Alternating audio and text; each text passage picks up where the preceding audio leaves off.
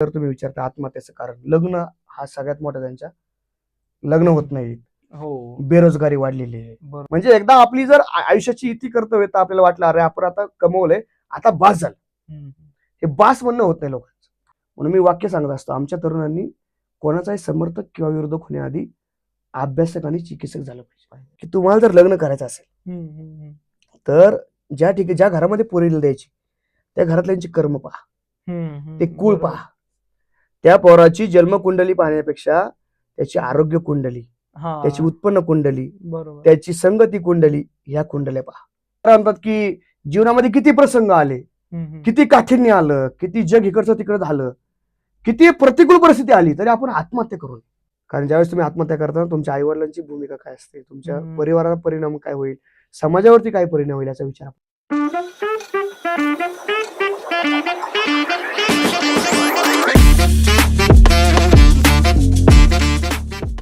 हा व्हिडिओ पाहणाऱ्यांना एक विनंती, जर तुम्ही भाग 1 पाहिला नसेल तर आधी भाग 1 पाहून घ्या. त्याची लिंक तुम्हाला डिस्क्रिप्शनमध्ये असेल आणि आता वरती दिसत असेल, क्लिक करा आणि भाग 1 पहा आणि त्यानंतर भाग 2 चा आनंद घ्या. तुकोबाराय सांगणं सोपं आहे, तुकोबाराय मांडणं सोपं आहे, पण तुकोबाराय उतरवणं आणि पचवणं लय अवघड आहे. आजही आपण जर पाहिलं समाजामध्ये तुकोबाराय आपल्याला दिसत नाही कुठे, ज्ञानोबाराय ज्ञानेश्वर दिसत नाही. म्हणून नाहीती लोक येतात आणि जे संत नसतात त्यांना लोक संत म्हणतात आणि अडचणीमध्ये येतात. बऱ्याच वेळा काय होतं की आज तरुणांच्या जर तुम्ही विचारता आत्महत्येचं कारण, लग्न हा सगळ्यात मोठा त्यांच्या लग्न होत नाही, बेरोजगारी वाढलेली आहे. बरोबर. त्याच्यामुळे हे सगळे लोक बाबा, आणि आपण काय केले माहितीये का की नसलेल्या गोष्टी आपल्या आहेत असं भासवलं. बरोबर. म्हणजे बाबा ऍपल फोन वापरला तरच तुम्ही श्रीमंत. दुपारी एक व्हिडिओ पाहिला मी, ते आमचे BBC न्यूज वरती, ते फार सुंदर, मला आठवत नाही नाव त्यांचं. त्यांनी म्हटलं होतं आता राहणीमान उंचावलं पण जगणं दळभद्री झालं. बरोबर आहे ना ते. सुंदर वाक्य होतं की आज माझं काय म्हणणं आहे की आपल्याला, म्हणून मी मागे सांगत होतो की मी ठरवलंय मला आयुष्यामध्ये किती कमवायचं. मी बायकोला पण सांगितलं, तुकोबारा मी कमेंट सांगितली ती मला एवढं कमवायचे, त्याच्यानंतर जे येईल म्हणजे 1,00,000-2 लाख रुपये माझी कमाई असेल, त्याच्यानंतर 15% इन्क्रिमेंट होत राहील दर म्हणजे वर्षाला, आणि त्याच्या पलीकडे जरी किती आलं तर ते तुकाराम महाराजांचं असेल. हे माझं ध्येय आहे. कारण जोपर्यंत तुम्ही ठरवत नाही ना तोपर्यंत तुम्ही सुखी होऊ शकत. आणि मला एक साधं वाटतं की संचय जेवढा मोठा ना तेवढे लिकेज मोठे असतात. बरोबर. हो, हे मात्र किती म्हणजे एखादा धरण मोठा असतं त्याला तर फुटण्याची भीती जास्त असते. काहीतरी आपण म्हणणार की नाही, पुरेपुरे हा संसार कर्म बळीवंत दुस्तर राहो नेदी स्थिर एके ठाई निश्चय.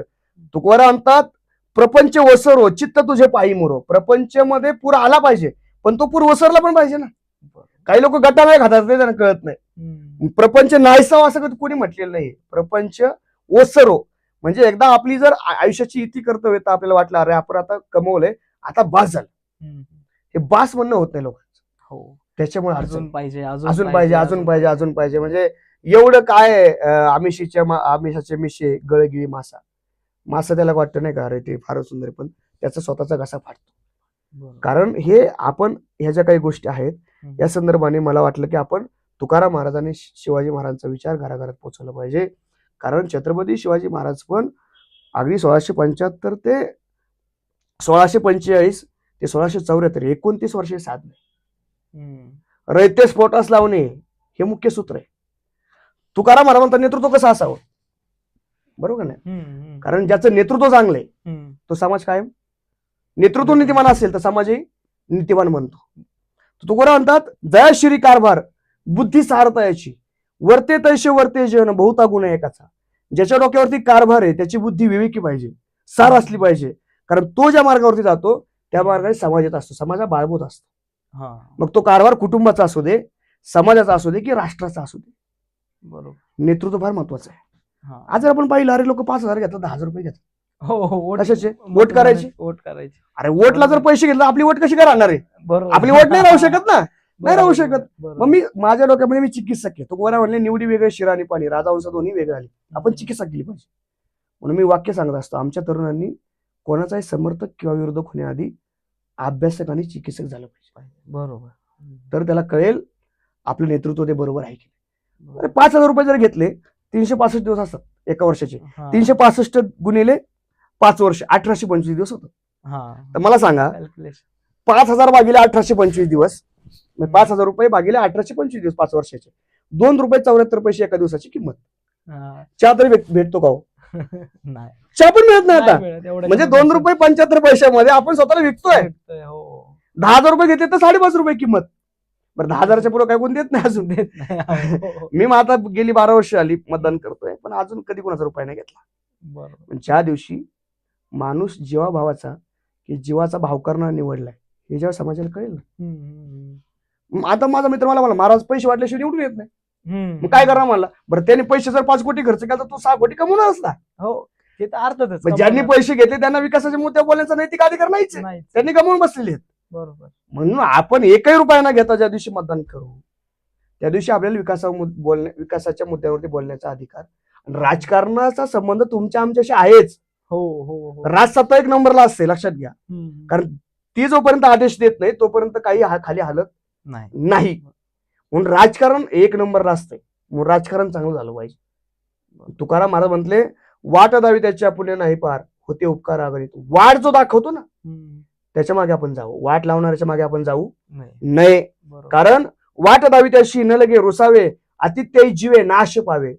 जो वाट दाखवतो सन्मार्गाची त्याच्यावर कधी रुसू नये. पण आपल्या समाजाचा प्रॉब्लेम काय माहितीये का? जो वाट दाखवतो ना, ज्याची आंतरिक तळमळ आहे किंवा काहीतरी समाजामध्ये, त्याच्या मागे लोक येत नाहीत, त्याच्यावर रुसतात. बऱ्या म्हणले, अरे तुम्ही त्याच्यावर रुसलात ना, त्याचं काही नुकसान नाहीये, पण नीती तुमच्यावर रुसे. बरोबर. म्हणून आजच्या काळामध्ये वाट लावणाऱ्यांच्या या गर्दीमध्ये जर कोणी सन्मार्गाची वाट दाखवत असेल ना, त्याचे उपकार आघाडीत वाट दावी त्याच्या पुण्य नाही पार, होते उपकार आघाडीत तुकवाऱ्या म्हणतात. त्याच्या आघाडीत उपाय आहे. सरे असे ज्याचे दान त्याचे कोण उपकार? जे दिला लगेच सरतंय, जे लॉंग टर्म टिकतंय ते दान आपण काहीतरी केलं पाहिजे. म्हणजे आपण नुसतं लोकांकडून घेतलंय का समाजाला काहीतरी दिलंय. आपण माणूस आहोत. त्या जनावरांना नाही कळतं अरे आपला माणूस महत्वाचा आहे.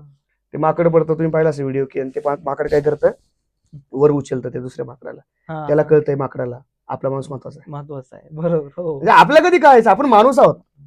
एक दिवस मारायचं आपल्याला, जायचंय. पण तुका म्हणे एका मरणीची सरे उत्तमची उरे कीर्ती मागे. आपण मेल्यानंतर किमान आपण 100 वर्ष जिवंत असलं पाहिजे. बरोबर.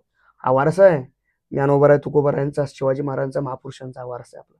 ही भूमी त्यागाची, ही भूमी बलिदानाची, ही भूमी समर्पणाची. या भूमीसाठी अनेकांनी आपला जीव पणाला लावलेला आहे. आणि काय हो विशेष मला सांगा, 20 वर्षापूर्वी मुख्यमंत्री कोण होता आठवतं का तुम्हाला? का आठवत नाही? पण छत्रपती शिवाजी महाराज आठवतात. का आठवतात? काय कारण आहे? काम तसं आहे त्यांचं. काम तसं होतं. म्हणजे छत्रपती शिवाजी महाराज म्हणले होते, रयते स्फोटास लावणे आहे, रय सुखी तर राजा सुखी. शेतकऱ्याच्या भाजीला नाही, भाजीच्या देठाला हात लावू नका. बरोबर. ही महाराजांची नीती होती. म्हणून पुन्हा वाटतं राज पुन्हा जन्मला आहे. काय वाटतं? कारण काम त्या उंचीच. महाराजांनी कधी स्वतःचं नाव दिलं नाही किल्ल्याला. आता आपण 100 रुपयाची वस्तू दिली तर म्हणतो 10 वेळा नाव घे. मान सन्मानामध्ये एवढी माणसं अडकली. तुम्ही एखाद्या लग्नाला जाऊ बरं, तिथं व्यासपीठावर कोणती गर्दी असते? तिथं आपण कधी एखाद्या आयएसचा सत्कार केला का? एखाद्या सीएचा सत्कार केला का? एखाद्या डॉक्टरचा सत्कार केला का? एखाद्या समाजसेवकाचा सत्कार केला का? राजकारणी पण आहेतच, ते पण महत्वाचे आहेत. याही लोकांचा ज्यावेळेस आपण सत्कार करू किंवा एखाद्या आर्मीतला जवान त्याचा सत्कार केला, बाकीचे जे लोक बघत असतात, अरे इथं सन्मान होतो, आपण पण काहीतरी केलं पाहिजे. इन्स्पायरेशन अशा गोष्टी मिळत असते. मग मला कधी कधी प्रश्न असा पडतो की आपण एक पाहुण आहे, एक जावई, आणि द्यायला 10 लोक, इकडून 10 तिकडून 10, त्याच्यामध्ये लोकांचा वेळ चाललाय. लोक हे होत नाही, काय होत नाही. म्हणून आज आपण काम करत असताना तरुणावरती फोकस केला पाहिजे. बरं मला सांगा, तुमच्या आजीने कधी पत्रिका पाहिली नव्हती? मी लग्न करताना तुमच्या बापाने पाहिली नव्हती, माझ्या पण बापाने पाहिली नाही, मी पण नाही पाहिली. आज लग्न मोडायचं कारण कोणतं असेल माहितीये का? पत्रिका. बरोबर. मंगळ लागलाय, गणी एक आहे, परत नाडी एक आहे, लय गण. माझ्या मित्राचं 16 वेळा लग्न मोडलं. किती वेळा? 16 वेळा. आणि त्याचं वय 30-31 चालू होतं. 16 वेळा लग्न मोडलं. अरे मग मी म्हटलं त्याला लाख रुपये पगार आहे, माळकरी माणूस, तरी पण 16 वेळा फक्त पत्रिका. पोराला पोरगी पास आहे, पोरीला पोरगा पास आहे, घरातल्या सगळ्यांचा पोय, पण फक्त पत्रिका आडवी यायची. आणि मग मी गाथेमध्ये एक अभंग शोधला. तुकाराम महाराज म्हणतात की तुम्हाला जर लग्न करायचं असेल तर ज्या घरामध्ये पोरीला द्यायची त्या घरातल्यांची कर्म पहा, ते कुळ पहा. त्या पोराची जन्मकुंडली पाहण्यापेक्षा त्याची आरोग्य कुंडली, त्याची उत्पन्न कुंडली, त्याची संगती कुंडली, ह्या कुंडल्या पहा. कारण द्रव्य आणि कन्या येथे कुळ कर्म शोधण्या. तुकाराम म्हणले तुम्हाला जर मुलगी द्यायची तर कुळ आणि कर्म पहा. माझ्या बायकोची नाडी एक आहे, माझी पण नाडी एक आहे, पण काय अडचण नाही, मला पण मुलगा झालाय. म्हणजे हे आपण जगलं पाहिजे कीर्तन करायला स्वतः. बरं 10,000 रुपये दिले की पत्रिका जुळते. हे पण आहे, बरोबर आहे ना. हे पण माझं काय म्हणणं आहे, जर पत्रिका पाहून लग्न होतात मग घटस्फोट का होतो? या जगात कोणी कोणाचा पूर्ण सोबती नाही, कोणी क्षणाचा भरोसा नाही. क्षण भंगुरे जाय न कळता करा सगळी सत्ता हाती नाही, किंवा क्षणोक्षणाची करावा विचार का बरं म्हणतात. आणि आपण म्हणतो नाही नाही त्याचं माझ्या मित्रांतर एवढं की, मग त्याला मी म्हटलं मला बोलव. मी गेलो तेव्हा 17व्या वेळी त्याचं लग्न जुळलं. 17व्या वेळी तुम्हाला महाराज इथची केस इथपर्यंत गेली. मला जर पूर्ण टक्कल बोललं तर लय अवस्था वाईट आहे. मग मला कधी कधी प्रश्न पडतो, ज्यावेळेस आईच्या गर्भात असताना जीवाने पहिल्यांदा प्रवेश केला ती आपली डेट ऑफ बर्थ आहे. ती कोणालाही माहिती नाहीये. जन्माला आल्यानंतर आपणची तारी, आपणची मारी, आपणची उद्धरी आपण आहे. जगात काय अशक्य आहे? ओलेमुळे भेदी खडकाच्या अंग, अभ्यासाची सांग कार्यसिद्धी. हा प्रयत्न वाच आम्ही आमच्या पोराने अंगीकारला पाहिजे. मुठभर असणारा गर्भाशय 25 ग्रॅम पासून 2.5 ग्रॅम पर्यंत तो म्हणजे पिंड वाढवायचा आहे. जागा नसते, स्वतःची जागा आईच्या गर्भात आपण तयार करत असतो. तू का म्हणे कैसा बैसण्याशी टाव, जेठरी भाव एकाएकी नाही झाला. जे एकाएकी निर्माण होतं जास्त काय टिकत नाही. आजचा संघर्ष उद्याचं भविष्य निर्माण करत असतो. मला तर फार भारी वाटतं की आपल्याला संघर्ष करायला मिळाला. म्हणून ती नाडी फिडी काय नसते. माझं तर सर्वांना सांगणं या पॉडकास्टच्या माध्यमातून, गाड्यांनो तुमचे विचार जर चांगले असतील, तुम्ही एकाला जर समजून घेत असाल ना, आणि ते जे आपण एक ट्रू लव्ह म्हणतो आपण त्याला, किंवा प्युअर जे काही खरं प्रेम असतं, तिला आपण जपतोय किती, तिच्या वाईट काळात आणि तिच्या चांगल्या काळात तिला जपणं महत्वाचं असतं. आज जर पाहिलं तुम्ही ना, प्रामाणिक लॉयल्टी राहिली कोणाकडे द्यावा, ह्याचा पण अभाव आहे. विचारांचा अभाव आहे. म्हणजे आज मला माझे बाची वगैरे कॉलेजमध्ये जात म्हणली, मला दादा म्हणली मामा जर विचार केला तर फार भयानक परिस्थिती. म्हणजे लग्न ही जबाबदारी असते याचा विसर पडत चाललाय लोक. लक्षात घ्या. म्हणून ह्या अशा पद्धतीचा ट्रस्ट आपलं काम करतंय. रोज एक अभंग वाचला जातोय. आता त्याचं प्रकाशन आपण परत दुसऱ्या आवृत्तीचं प्रकाशन आपण आळंदीमध्ये घेतोय. खूप चांगला असा प्रवास सगळा सुरू आहे. जर हे कोणाला आपल्या आवृत्ती घ्यायच्या असतील तर त्या पुढे कशा घेता येतील, मिळतील कशा लोकांना? आता आपले ज्ञानोबा प्रकाशन त्यांचा एक नंबर आहे, किंवा मला स्वतःला कॉल करा. माझा नंबर तुमच्याकडे आहे, तो दाखवेल नंबर द्यालच, त्याच्यावरती घेऊ शकता. म्हणजे आता काही लोकांनी मला, म्हणजे खूप एज्युकेटेड लोकांनी पण ती गाथा घेतली. म्हणजे महाराज किती सुंदर आहे. म्हणजे आम्हाला वाटतं आम्ही उशीर केला गाथा वाचायला. जे रोज एक वाचला की प्रचंड एनर्जी. काही शिक्षक लोक वाचतात, काही कीर्तनकार वाचतात. म्हणजे माझं काय म्हणणं आहे की मला माहित नाही ते किती चांगलं झालंय किंवा काय झालंय, पण किमान त्यानिमित्ताने एखादा अभंग वाचला जावा. म्हणजे एखाद्याला आजचा प्रश्न पडलाय तर त्या प्रश्नाचं उत्तर उद्या मिळाले, किंवा आज वाचले ते 8 दिवसांनी उपयोगाला आले. तुकाराम म्हणतात की जीवनामध्ये किती प्रसंग आले, किती काठिण्य आलं, किती जग इकडचं तिकडं झालं, किती प्रतिकूल परिस्थिती आली, तरी आपण आत्महत्या करू नये. बरोबर. का बरं आत्महत्या करू नये? कारण हे आयुष्य परत परत भेटत नाही. बुद्धीचा पालट धरारे काही मागुता नाही मनुष्य जन्म, परत परत मिळत नाही. मग हे आयुष्य तुम्हाला परत परत मिळत नाही, हे आयुष्य एकदाच मिळतं. तर तुम्ही आत्महत्या करू नका. न लगे द्यावा जीव सहजची जाणार. म्हणजे हा आयुष्य सहज जीव देऊ नये. तुकाराम म्हणतात मरण जो मागे तो गाढवाचा बाळ. जो मरण मागतो ना स्वतःहून तो गाढवाचा लेख. कोण म्हणतो? तुकाराम म्हणतात खरे या जगण्यावर या जन्मावर शतदा प्रेम करावे. हे संतांनी सांगितलंय गाड्या. नाही आयुष्य अनंत जन्माचा शेवट पाहता नरदेह हाता आला तुझ्या. म्हणजे बहुता जन्मीचा 86 होतास तू, 84 लक्ष फिरता दुःख भोगिले. हा मनुष्य जन्म. तुकाराम तर म्हणतात मला मोक्ष नको, काही नको, काही नको. का? मोक्ष तुमचा देवा तुम्ही दुर्लभशी ठेवा, मनी भक्तीची आवडी. मला भक्ती पाहिजे. भक्ती हा पंचम पुरुष आता सांगितला, कारण भक्तीच्या मापे मोजितो अनंता इतरांचा तोता न मोजवे. भक्ती हा पंचम पुरुषाचा सांगितला. म्हणजे उपजोनी मरे परी याची वाटी भरे. तुकाराम तुम्हाला माहितीये गर्भवासाचं दुःख किती असतं रे, आईच्या गर्भामध्ये काय अवस्था असते, तरी पण तुम्ही म्हणता जन्म घ्या. अरे नाही तुका म्हणे गर्भवासी सुखे घालावे आम्हासे, नाही काकुला ती गर्भवासासाठी न धरी पोटी भय काही. मी घाबरणार नाही, मला पुन्हा पुन्हा जन्म घ्यायचाय. का घ्यायचाय? कारण याच जन्मामध्ये भक्ती करायला भेटते. संतांनी काय केलं माहितीये का? आता लोक म्हणतात वैकुंठवासीला म्हणले वैकुंठ पण नको आम्हाला. नामदेव महाराज म्हणतात वैकुंठाशी आम्हाला नको अडवारी, वासुदेवी पंढरी सर्व का वैकुंठ कोपट जुना टोचपडी. संतांनी काय केलं माहिती का? म्हणले वैकुंठाचा देवच आम्ही खाली आणला. वैकुंठेचा देव आणला भूतळा धन्य तो आगळा पुंडलिक अधिक अक्षर नाही का भू वैकुंठ म्हणे तुका. म्हणजे आमचं पंढरपूरच काय आमचं वैकुंठ आहे. तुका म्हणे जाऊ चालत वैकुंठा बैसून निवांत गुज गोष्टी, किंवा ज्ञानदेवा पाठ हरी हा वैकुंठ. वेगळं काय? म्हणून आपल्याला ही जी आहे ती गाथा तरुणांना निश्चितपणे त्यामध्ये बळ मिळेल. आणि माझे तरुण मित्रांनी विनंती आहे, गाड्यांनो काही जरी झालं तरी आत्महत्या करू नका, कारण हे आयुष्य परत परत भेटेल, आयुष्याला वन्स मोर नाही. बरोबर. कारण ज्यावेळेस तुम्ही आत्महत्या करता तुमच्या आईवडिलांची भूमिका काय असते, तुमच्या परिवाराला परिणाम काय होईल, समाजावरती काय परिणाम होईल याचा विचार आपण. आणि आजच्या काळात ज्यांच्याकडे आपण प्रेरणास्थान म्हणून पाहावं तेच लोक आत्महत्या करायला लागले. हो, ते आताच जे म्हणजे देऊचं हा उदाहरण काही आहे. गोष्टी आहेत त्या. म्हणजे मला कधी कधी प्रश्न पडतो यार, तुकोबारायांनी कर्ज खताच्या वया, शेतकऱ्यांची पहिली कर्जमाफी जगद्गुरू तुकोबारायांनी केली. स्वतःच्या कर्ज खताच्या वया तुकोबारायांनी बुडवल्या आणि शेतकऱ्यांचं कर्जमाफ केलं, हा इतिहास आहे. आणि बघा ना, तुकोबाराय कर्ज खताचे वडीलोपार्जित झाले कर्ज खताच्या वया बुडवतात, आणि जे गाथा लिहिली गेली ती पण त्यावेळेस काही लोकांनी गाथा बुडवायला सांगितली. त्याही दोन्ही परिस्थिती तुकोबारा स्थितपर्यंत राहतात. हो, तुका म्हणे मान सुख दुःख ही समान, सुख दुःख आपल्या समान करता आली पाहिजे. हो. आजच्या काळात काय झालंय, नाही म्हणायला किंवा नाही पचवायला आपली पोरं कमी पडतात. म्हणजे आता मी पाहिलं की मोबाईल नाही दिला म्हणून एका शेतकऱ्याचा पोरगा आत्महत्या करतो आणि परत तोच शेतकरी त्याच्या बाजूला गळफास घेतो. ही काय परिस्थिती, सामाजिक परिस्थिती.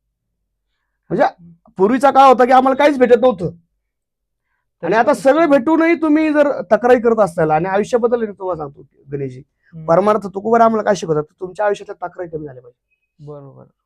तुमच्या कंप्लेंट जेवढ्या कमी होतील ना, तुम्ही निश्चितपणे तुम्ही प्रयत्न केलेच पाहिजेत. कारण सायाचं केल्यापासून ते नाही, भविष्यावरी काही घालू नये, लाभ नाही फुकासाठी, केल्या वेळेस जीवासाठी, जीवनामध्ये बीजापोटी पाय फळविधन करीता सकल. म्हणजे आपण किती तत्पर असं आयुष्यामध्ये. एखाद्या शेतकऱ्यांनी गोणी आणली बीजांची आणि पेरणी बिरणी केली नाही आणि म्हणला गावामध्ये चर्चा करायला लागला, तात्या आता बियांची पिशवी आणलेली आहे, घरामध्ये ठेवली, पेरणी बिरणी काही करायची नाही, पुढच्या वर्षी धान्याची रास लागेल, होईल का? त्याला तो गोरा म्हणले, अशा शेतकऱ्याला मूर्ख म्हणावं, वेळ म्हणावं.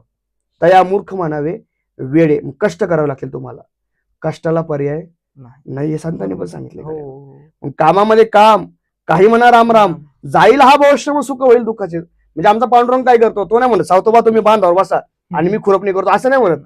सावता मेळा संगे खुरपू लागे, संगे हा शब्द महत्वाचा आहे. तो क्षमा प्रतिष्ठा शिकवतो. बरं, तो देव कधी कोपला असं तुम्ही ऐकलं का? जो देव कोपतही नाही, काय करत नाही. प्रथम बेटी आलिंगन मग वंदा विचार, त्याला मिठी मारता येते, त्याला चरणाला स्पर्श करता येतो. काय देव आहे, त्याला मदेशाची काही गरज नाही. ते देवाला भेटण्यासाठी काय गरज आहे का? नको ब्रह्मज्ञान आत्मस्थिती भाव, मी भक्त तो देव ऐसे खरी, लक्षात घ्या. म्हणून आपल्याला काम करत असताना तुकाराम महाराजांचा विचार आचरणात आला पाहिजे. छत्रपती शिवाजी महाराज असतील, बाकी महापुरुष असतील, ज्ञानोबा असतील, नाथबाबा असतील, ही क्रांती. आणि आज तुम्हाला सांगू, समाजामध्ये समता जी आहे ना, समता, माणूस माणसाला एकमेकाला पाहतो ना, त्याचं एकमेव कारण म्हणजे वारीची परंपरा आहे. बरोबर. कारण तिथं एकमेकाला आम्ही माऊली म्हणतो. म्हणजे घरी जरी असं वाकड जर नजरेने पाहिलं तर ते म्हणतोय माझ्याकडे वाकडे, बरोबर. तिथं नुसतं असं एखाद्या जरी असा कोपरा जरी म्हणतो माऊली चला पुढे, चला, बरोबर. म्हणजे मला एकदम म्हणला, महाराज मला खूप अहंकार आहे, मग काय करू मी? तरी म्हणले, काम कर गाड्या, तू वारीमध्ये जा. अहंकार घालवायचा असेल ना, वारीमध्ये गेलं पाहिजे. म्हणजे 8 वर्षाचा वारकरी 80 वर्षाच्या वारकऱ्याच्या पाय पडतो, आणि 80 वर्षाचा वारकरी तितक्याच आत्मीयतेने 8 वर्षाच्या वारकऱ्याच्या पाय पडतो. त्या 80 वर्षाच्या वारकऱ्याला माहितीये त्याच्यामध्ये देव आहे. बरोबर. विठ्ठल जळी स्थळी भरला, रिता ठाव नाही उरला. कुठे नाही, सगळीकडे तो आहे. बऱ्याच वेळा लोक म्हणतात की आमचं नशीब असं माझं. अरे 86 बिलियन जवळजवळ आपल्या 8,700 कोटीची प्रॉपर्टी, 1 रुपया एका पैशाची किंमत पकडली तर किती गरीब का तुम्ही स्वतः समजता? बरोबर. तुमचे विचार गरीब असतील तर तुम्ही श्रीमंत नाही होऊ शकत. कारण हा जो ही जी खुर्ची आहे ना, पहिली डोक्यात तयार झाली, मग कारखान्यात तयार झाली. काय असं की आज तुम्हाला संकोचनी कार्य झालाशी लहान, गिळ्या पोषण ब्रह्मांडाचे, तुकावणे करी ब्रह्मांड ठेंगणे, हात पसरेजीने धिकजाचे, ब्रह्मांड ठेंगण कर. काय पसरतो लोकांकडे, काय आजच्या काळामध्ये. म्हणजे तुम्ही कोणताही व्यवसाय, केवढे मोठे ऑपॉर्च्युनिटी आहेत. तुम्हाला काम करायचं नाही, काही करायचं नाही, बसायचं तुम्हाला, देर आणि खाटल्यावर कसं होईल? तरुणामध्ये कष्टाची उर्मी कमी झालेली. मग माझा मित्र जवळचं उदाहरण सांगतो मला. त्याने काय केलं, पोराला हे करून दिलं, म्हणजे दुकान टाकून दिलं मोबाईलचं. आणि मग त्याला म्हणलं सांभाळ. 1 महिना झाला, पोरगा बघितलं, पोरगा म्हणला मला, बापाला म्हणला, बाबा मला काय हे जमणार नाही, तुम्ही एक काम करा, भाड्याने द्या आणि अर्ध भाडं मला द्या. ही अवस्था नाही. आणि एक संवेदनशीलता लहानपणापासून आहे. कुठेतरी वाटतं समाजामध्ये परिवर्तन झालं पाहिजे. बरोबर. आज आपल्याकडे काही परंपरा आहेत, म्हणजे ज्या परंपरांमध्ये आपल्याकडे एखादी माऊली विधवा झाली की तिला आपण सन्मान देत, शुभ कार्यामध्ये का तिला सन्मान देऊ नये? मला सांगा, एखाद्या माऊलीचा नवरा वारतो तर तिची चूक काय? काही परंपरा आपण मोडीत काढल्या पाहिजेत ना. बरोबर. म्हणजे आज संत सांगतात सर्वा घटी राम देहा देई एक सूर्यप्रकाशक रश्मी वसुधैव कुटुंबकम किंवा अवघी एकाची चवीन तेथे कैची भिन्न भिन्न वेद पुरुष नारायण तोही केला निवाडा. सगळी जे जे भेटे भूत ते ते मानिजे भगवंत हा भक्तियुग निश्चित जाणं माझं. सगळ्या ठिकाणी एकच तत्व भरलेलं आहे तर आपण का भेदभाव करतो. बरोबर. कारण गणेशजी ज्यावेळेस माझ्या 2 सख्या बहिणी माझ्या डोळ्यासमोर विधवा झाले ना त्यावेळेस कळलं दुःख काय असतं. 4 बहिणींपैकी सख्या 2 बहिणी विधवा झाल्या. माझी आई 4 वर्षाची होती तेव्हा तिचे वडील वारले. मग मला कधी कधी असं वाटायचं यार काय यांना डावललं जाते. बरं या महाराष्ट्रामध्ये विधवेला सन्मान नव्हता का. तो होता. अहिल्यादेवी होळकर म्हणजे 20-30 मध्ये विधवा झाल्या. मल्हारराव होळकरांनी सांगितलं तू आता सती जायचं नाही, तू तुझं स्वराज्य निर्माण करायचं. आणि त्या काशी विश्वेश्वर मंदिरापर्यंत गेल्या. म्हणजे सोमनाथाचा घाट बांधला, वडूतुळापूरचा घाट बांधला. आज त्याच अहिल्यादेवी होळकरांच्या नावाने पुण्यश्लोक अहिल्यादेवी होळकर विद्यापीठ आहे सोलापूर. छत्रपती शिवाजी महाराज ज्यावेळेस राजे झाले, राज्याभिषेक झाला त्यावेळेस आऊसाहेब कोण होत्या, विधवा होत्या. म्हणजे या महाराष्ट्रामध्ये विधवा सन्मान होताच की. आजही तुम्ही जर त्या शिरूरमध्ये गेलात तर तिथं 2 विधवा माऊली देवीची पूजा करतात. एखादा बाप लग्नामध्ये जावा, बाकीच्या सगळ्या मुलींनी शृंगार केला नटलेले आहेत आणि माझी पोरगी एवढ्या सगळ्या समाजामध्ये शृंगाराविना वावरते. काय वाटत असेल त्या बापाला सांगावर. जळणारा डोंगर दिसतो पण जळणारा अंतकरंग दिसत. एका ठिकाणी मी गेलो आणि हळदीचा कार्यक्रम सुरू होता. सनी चौघडा वाजतोय, ज्याची हळद लागली जाते तो त्याची आई मला कुठे दिसली नाही. मी विचारलं कुठे याची माऊली, तर म्हणले वरराजाच्या खोलीमध्ये. तिथे धावत धावत गेलो, माऊलीला नमस्कार केला. म्हणलं माऊली माते का रडतेस ग. म्हणजे बाळा रडू नाही ते काय करू रे. ज्याला हळद लावली जाते तो माझा पोरगा 4 वर्षाचा होता, त्याचा बाप अपघातामध्ये मेला. मी दुसरं नाही लग्न केलं रे. त्याची आई झाली, त्याची बहीण झाली, त्याचा भाऊ झाले, अनेक भूमिका मी पार पाडल्या आणि त्याला हळद लावू शकत नाही. का लावू शकत नाही. हळद लावायला गेले मी, 4-5 जणी आल्या, मला मागे ओढलं. अजून मी चोर केला, अजून 4-5 जणी आल्या, मला मागे ओढलं. माऊली म्हणली बाळा एक पुरुष आपण करतो तेव्हा काही वाटत नाही रे, पण एक स्त्री दुसऱ्या स्त्रीला समजून घेत नाही ना तेव्हा रडण्याशिवाय पर्याय नसतो. म्हणली बाळा सांग रे. हा लहान होता, थोडा सावळा होता दिसायला, तेव्हा त्याला त्वचा सावळे पण जावं म्हणून मी त्याच्या दुधामध्ये हळद कालवली. तेव्हा त्याला कोणता त्वचा रोग नाही झाला, तेव्हा त्याला कोणता शाप नाही लागला. आणि आता हळद लावल्यानंतर काय होईल. म्हणून मी ठरवलं होतं माझं लग्न ज्यावेळेस होईल त्यावेळेस मी विधवा भगिनीच्या हस्ते हळद लावून घेईल. आणि 8 मे 2020ला 16 लोकांमध्ये माझं लॉकडाऊनमध्ये लग्न झालं. सख्या 2 बहिणी, सख्या सासूबाई आणि तर 2 विधवा भगिनीच्या हस्ते हळद लावून घेणार मी कीर्तनकार. काय झालं मला कृतिशील आणि पाऊल टाकणे एवढी सोपी गोष्ट होती, पण मी छत्रपतींचा मावळ आहे म्हणून मी करू शकतो. आणि आपली जर सेवा चांगली असेल ना पांडुरंग काहीच कमी पडून देत नाही. 15 नोव्हेंबर 2021 रात्रीच्या 12:27 माझा जन्म आषाढी एकादशीचा आहे. अरे वा. वार सोमवार. आणि 15 नोव्हेंबर 2021 कार्तिक एकादशी होती, वार सोमवार. रात्रीच्या 12:27 मला पोरगा झाला. मी काही निरोष राहिलो का. तिलाही जागण्याचा अधिकार या जगात, मुंगीला पण जागण्याचा अधिकार आहे. तुकाराम महाराज म्हणतात मुंगी आणि राव आम्हा सारिकाची भाव किंवा सारिकाची जीव. म्हणजे सजीवाचा सगळ्यात सूक्ष्म घटक मुंगी, सगळ्यात बलवान घटक हत्ती आम्हाला सारखा आहे. काय विचार आहेत. किती तुका म्हणे जे जे भेटे ते ते वाटे मी ऐसे. प्रत्येक माणसाने विचार केला पाहिजे मला जे भेटतंय ना ते माझ्यासारखं आहे. एखादा शोषण करणारा माणूस असतो त्याने विचार केला पाहिजे अरे मी शोषण करणार आहे तर माझं शोषण होत आहे. असं त्याने विचार केला तर का शोषण होईल, नाही होणार. एखाद्या दिवाळीमध्ये ती एखादी गरीब माऊली असावी, तिचं ते लहान पोरग तिला विचारावं आई कुठे माझा बाबा ग, आई ज्या बाबाने मला सांभाळलं, ज्या बाबाने मला जन्म दिला ते बाबा कुठे आहेत. काय उत्तर दिली माऊली. ती माऊली महाराज घरामध्ये फोटो पण लावत नाही. का लावत नाही, ह्याने विचारलं हा कोण, तर काय उत्तर देणार. ती म्हणते बाळा तुझा बाप मुंबईला कामाला गेलाय. आई कधी येईल माझा बाप, आई माझा बाबा येईल का ग पुढच्या वर्षी. म्हणजे नक्की येईल. पुढच्या वर्षी दिवाळी येते नाहीत बाप.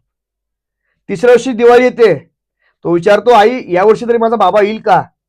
आई मला नको करंजा लाडू, आई मला नको चांगली कपडे, आई बाबाशिवाय दिवाळी सोनी सोनी वाटते ग. आई बाप कुठे काय होतं बरोबर तर खरं तर पण ते नाही करू शकत. म्हणजे आई मला पुढच्या वर्षी तुझा बाप येईल, 4थ्या वर्षी दिवाळी येते. आई मला बाबाच्या बोटाला धरायचं, आई मला खांद्यावरती खेळायचे. आई माझा बाप पाहिजे. आठवणी आवाज निर्माण करतात, स्पर्श देऊ शकत. जोपर्यंत बाप येईल तोपर्यंत बापाला मिठी मारली पाहिजे. कारण बाप गेल्यानंतर परत मिठी मारता येत. बरोबर. पुढच्या वर्षी बाप येतो, बाप येईल का म्हणले, आई म्हणली नक्की येईल. पुढच्या वर्षी दिवाळी येते, तो पोरगा आईला मिठी मारतो घट्ट, म्हणतो आई पुढे का माझा बाबा. आई या वर्षी बाबा नाही आली का ग. आई म्हणते बाळा तुझा बाप या वर्षी नाही आला. आई असं कोणतं काम असतं का ज्या कामामध्ये 5 वर्ष सुट्टी भेटत. काय वाटलं असेल त्या मुलाला. माझी विनंती आहे पॉडकास्टच्या माध्यमातून, मी मानतोय प्रत्येक ठिकाणी माझ्या कीर्तनातून जिथं जाईल तिथं मानतो हा विचार की बाबा एखादा बाप नसलेलं पोरग तुमच्या दारापर्यंत आलं ना, त्याला जाणीव करून देऊ नका तू बाप पोरग आहे. कारण कोणाच्या जीवनामध्ये कधी काय घडेल सांगता. अनिश्चितता म्हणजे आयुष्य असते गाड्यांना. तुकाराम मला म्हणतात, जे का रंजले गांजले त्यासी म्हणे जो आपुले, तोची साधू ओळखावा देव तेथेची जाणावा. तुका म्हणे सांगू किती तेची भगवंताची मूर्ती, तोची साधू ओळखावा. साधी गोष्ट आहे, हे आपण जगलं पाहिजे. तुकाराम महाराज आणि वारकरी परंपरा आपण समजून घेतली पाहिजे. पुन्हा एकदा आपल्याला माणूस व्हायचा असेल तर आपल्याला पेरणी माणुसकीची करावी लागेल. बरोबर. आयुष्यामध्ये मित्रांनो काही होऊ द्या, म्हणजे पेरणीचे दिवस आले आणि एखादा जर घरामध्ये जर हे झाला, 2 मिनिटं झाले आपली, मैत झालं तर तुम्ही काय कराल. मैत झालं तर काय कराल. माहित झालं तर काय अंत्यविधी करून घ्या. अंत्यविधी करतात. तुकाराम मला म्हणले की तुम्ही पेरणीचे दिवस आले आणि जमिनीमध्ये ओलावा तयार झाला ना, त्या प्रसंगाला तुमच्या घरामध्ये जर मैत झाली तर तुम्ही मड झाकून ठेवा आणि पेरणी करून घ्या. कार्यतत्परता, कार्यमग्नता, कर्तव्य दक्षता, कर्तव्य कठोरता, किती जीवनामध्ये कठोर प्रसंग होते, पण तुम्ही तुमच्या कर्तव्यापासून बाजूला जाऊ नका. का तर मेलेला माणूस आता परत जिवंत होणार नाही. बरोबर. तर तुम्हाला मेलेल्या माणसापेक्षा जी जिवंत माणसं आहेत त्यांच्यासाठी काम करावं लागेल. किती महत्वाचा उपदेश आहे. आपण रडत बसतो, शोके शोक वाढे हिमतीचे धीर गाडे, येथे केले नव्हे काही. शोकाने शोक वाढतो, दुःखाने दुःखच वाढतं. लोक म्हणतात तुम्हाला मदत करू, तुमचं सगळं काय करू, पण प्रत्यक्ष कोणी मदत करत नाही. करीत ती होया होय परी नव्हे कोणी साह्य. एखादा अर्धा असतो मदत करणारा, पण तो पण बोलून दाखवेल की याची काही गॅरंटी नसते महाराज. म्हणून आपल्याला तुकाराम म्हणतात की ओटीच्या परीस मुठीचे ते वाढे, या परी काय वाढे सोयीताचे. म्हणजे एखादी पेरणी करताना म्हणजे ओटीतून म्हणजे पिशवीतून घेतलं, दाणे घेतले, जमिनीवर फेकले, फेकलेल्या दाण्यांचा प्रवास सुरू झाला. पण तेवढ्यामध्ये जर बैल मोडला, जोराचा पाऊस आला, तर पिशवीतले जे दाणे होते, 1 सेकंदाचा उशीर केला, त्यांना वांजपण असताना काय आलं, वांजपण आलं. किती सेकंदाचा उशीर, 1 सेकंदाचा उशीर. एवढं आपण आयुष्यामध्ये तत्पर असलं पाहिजे. म्हणजे मडे झाकून या करीती पेरणी, कुणबियाची वाणी लवल आहे, तया परी करी सोयीता आपण. म्हणजे आपण तो कोणतात बरे देवा कुणबी केलं नाही तर दंबीचे असतो मेलो. कुण म्हणजे माती आणि बी, मातीमध्ये जो बी पेर त्याला कुणबी म्हणावं. शेतकरी जगला तर राष्ट्र जगणार. शेतकऱ्यांचं कृषी सूत्र तुकाराम महाराज त्या अभंगातून सांगितलं. या अभंगावर तुम्ही कीर्तन करतो. तुकारामांचा प्रयत्नवाद, तुकोबारायांची मैत्री, तुकोबारायांचं वृक्ष संवर्धन. आज बघा ना, झाडांची कत्तल केली जाते, झाडं तोडली जातात. तुकोबारा त्या काळामध्ये म्हणतात, वृक्षवल्ल्या मा सोयरे वनचरे, पक्षी सुसोरे आळे, किंवा झाडे जुडे जीव सोयरे पाषाण. झाड जर सोयरे ते नीट सोयरे राहिले तर बाकीचे सोयरे जगतील. तर माणूस माती तयार करू शकत नाही आणि पाणी तयार करू शकत नाही. मातीवर प्रक्रिया करू शकतो, पाण्यावरती फिल्टरायझेशन करू शकतो, पण माणूस प्रत्यक्षपणे बनवू शकत नाही. माती जातो तरी कळत नाही आपल्याला. मी लोकांना सांगत असतो, एकमेकाला पाण्यात पाण्यापेक्षा हृदयामध्ये पहा, हे हृदयाचे ते हृदय घातले. आणि मत्सराचा ठाव शरीरी नसावा, लाभे विना जीवा दुःख देतो, कोण्याही जीवाचा न घडावा मत्सर, वर्म सर्वेश्वर पूजन. देवाचं पूजन काय, कोणाचाही मत्सर करू नाही. कारण तो देव तुम्ही कोणत्या जातीचे आहात, कोणत्या धर्माचे आहात, कोणत्या प्रांताचे काही पाहत नाही. उंच नीचे काही नेणे भगवंत, तिष्ठे भावभक्ती देखोनी. एकमेव असा देव आहे जो काहीच बघत नाही. त्याच्यामुळे आज माणसातला माणूस पण जिवंत आहे. द्वेषाची पेरणी करून प्रेम उगणार नाही. तुम्हाला जर प्रेम मिळवायचं असेल तर प्रेमाचीच पेरणी करावी लागेल. आपल्याला पुन्हा एकदा प्रेमाची पेरणी करावी लागेल, कारण पेरणी महत्वाची असते. तुकोबाराम महाराज म्हणतात, पेरी कडू जिरे मागे अमृत फळे, आरका वृक्षा केळी कैशी येते, म्हणजे कडू जिरे पेरलेत आणि मग अमृत फळ मागतोय, कशी काय येतील?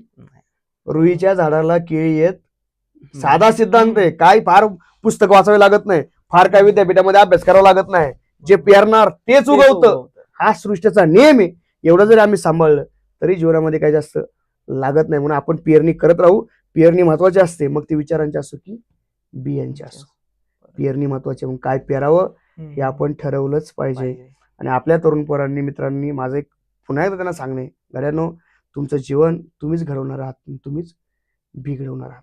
तुमची संगत काय? कारण आयुष्यामध्ये संगत चुकली, पंगत चुकली तर आयुष्यात चुकतं. लक्षात घ्या. आणि काही एक पोरगा आला, माझा मित्र, मला 12वीला नापास झाला, मला महाराज माझ्या नशिबात नव्हतं. 12वीचं पोरग काय म्हणतंय? नशिबात नव्हतं. अरे नशिबात नव्हतं? 12वीचं पोरग म्हणतंय नशिबात नव्हतं. माझ्या मित्राचे भाऊ आहेत, त्यांच्या इथून खाली ते पाय अपंग आहेत ते. तर माझ्या मित्रांनी त्यांना खांद्यावर घेतलं आणि शाळा शिकवली कॉलेजमध्ये. आता ते प्राध्यापक आहेत. त्यांना मी भेटलो मागे, जळगावला ते प्राध्यापक आहेत. तर मी त्यांची संवाद साधला. म्हणजे महाराज, मला माहिती मी कमरेपासून खाली लो आहे. मी माझ्या बायकोला लग्न करायला सांगितलं, बाई तुला मला उठून न्यावं लागेल किंवा काय करावं लागेल.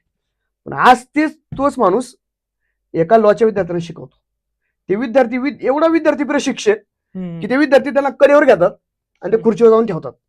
आणि तेव्हा त्यांनी वाक्य वापरलं, म्हणजे महाराज, मी जरी पायामध्ये अपंग असलो पण मेंदूमध्ये अपंग नाही. आज बऱ्याच वेळा आपल्याला मेंदूमध्ये अपंगत्व आलेलं आहे, ज्याच्याकडे काही सगळं काही आहे, सदा धर्म चित्ताची हळहळ, काही माणसाकडे सगळं काही आहे, तरी पण कायम तक्रारी, कायम बरकुट्याला चेहरा, काही चेहरा समाधान नाही, कधी काय नाही. त्या चेहरा पाहिला असं वाटतं आम्हाला परत दर्शन नको याच. तुकोबरा म्हणतात, जिवंतपणे मड कोणाला म्हणावं माहिती का?